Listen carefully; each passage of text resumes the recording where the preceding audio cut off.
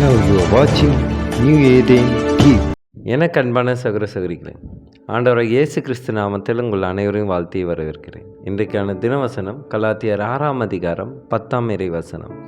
ஆகையால் நமக்கு கிடைக்கும் சமயத்திற்கு தக்கதாக யாவருக்கும் விசேஷமாக விசுவாச குடும்பத்தார்களுக்கும் நன்மை செய்ய கடவும். கர்த்தருக்கு மகிமை உண்டாதாக. இன்றைக்கு ஆண்டவர் மிகப்பெரிய ஒரு உண்மையை வெளிப்படுத்துகிறார்.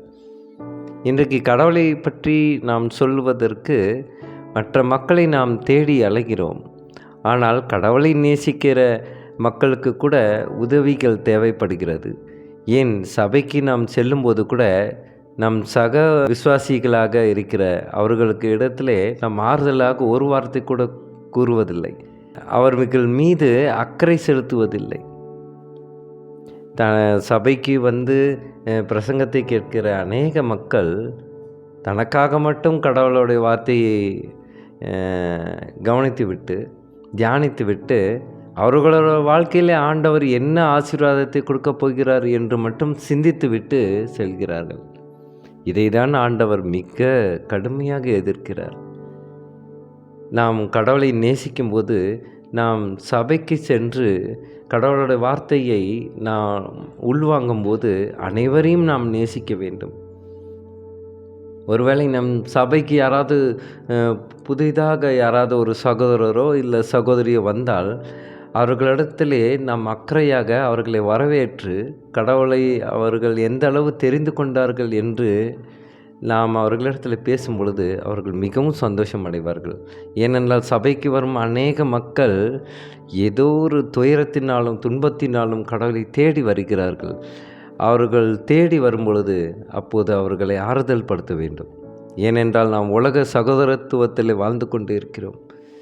இங்கு சபைக்கு சபை என்று சபையாக பிரிந்து இருக்கிறதே தவிர எல்லா இடத்துலையும் ஒரு ஒற்றுமையை காண வழி இல்லாமல் இருக்கிறது. எனக்கு பிரியமானவர்களே, ஆண்டவர் இதை மிகுதியாக வெளிப்படுத்துகிறார்.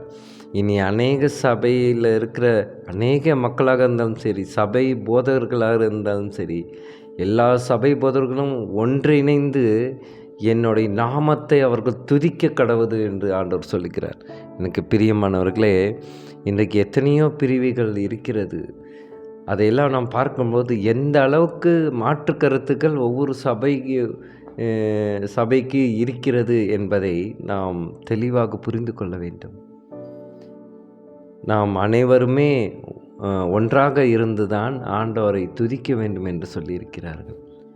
சபைகள் வேறுபடலாம், ஆனால் சபையிலே இருக்கும் மக்கள் மனதிலே வேறுபாடுகள் இருக்கக்கூடாது.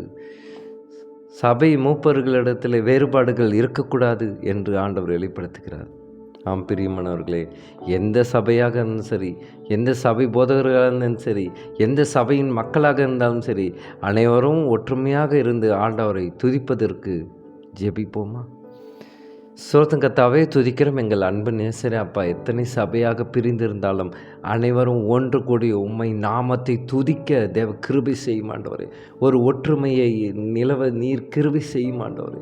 சபை போதவர்களாக இருந்தாலும் சரி, சபை மக்களாக இருந்தாலும் சரி, அவர்களெல்லாம் ஒற்றுமையாக இருந்து உங்களுடைய ஜீவனுள்ள வார்த்தையில் அதிக தாகம் கொண்டவர்களாக ஒற்றுமையாக இருந்து மற்றவர்களை மன்னிக்கும் குணத்தை கற்றுக்கொள்பவர்களாக மாற தேவ கிருபை செய்யும். கர்த்தாவே, துதிக்கிறோம். இயேசு மூலமாய் ஜெபிக்கின்றோம் நல்ல பிதாவே. ஆமீன், ஆமீன்.